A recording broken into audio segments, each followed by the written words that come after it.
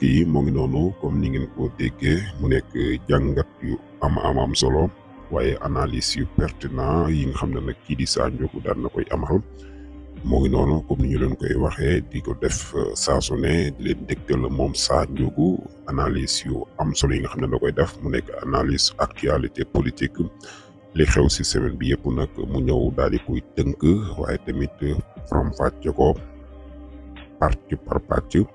mu nekk nag ay faram-fàcc yu am solo waaye tamit ay analyse yu profond yoo xam ne nag da ko siy def moom mi di Sa Ndiogou nga xam ne fi ñu ko gënoon ràññee mooy si comédie bi waaye nag mën nañ ni jamono bii moom loolu moom mën nañ ne wan nañ ko ginnaaw ndax nag bi mu duggee si wàllum politique bi di si def ay analyse réew mi ni muy doxee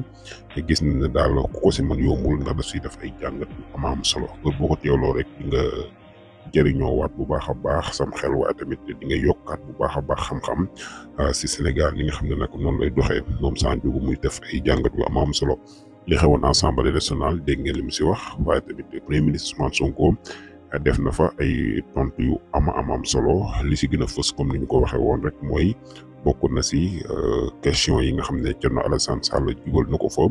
ak ki nga xam ne nag moo di Abdou Karim Sall moom Thierno Alassane Sall sax gis nañ ay vidéo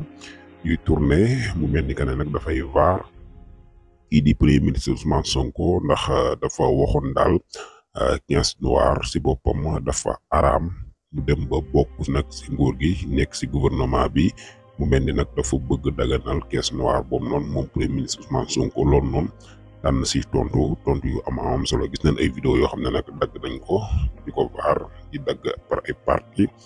waaye lu mën di xew rek déglu nañ kii di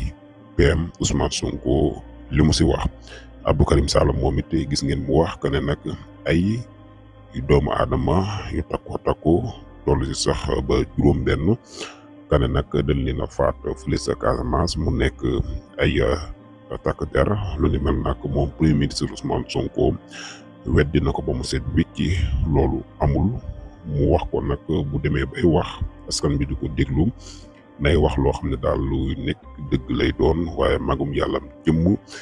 nit ñi di la teewlu ngay wax safaan moom loolu nekkut bu rafet dégg ngeen tontu yooyu nga xam ne nag moom premier ministre Ousmane Sonko tontu na ko ki nga xam ne moo di Abdou Karim Sall mi nga xam ne nag moom bi nekkoon na fi ministère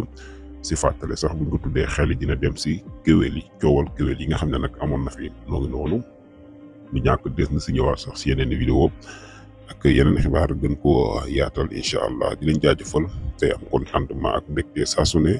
si teewlu bi ngeen di teewlu seen bii di Buzz M TV la chaîne des patriotes ngeen jëf.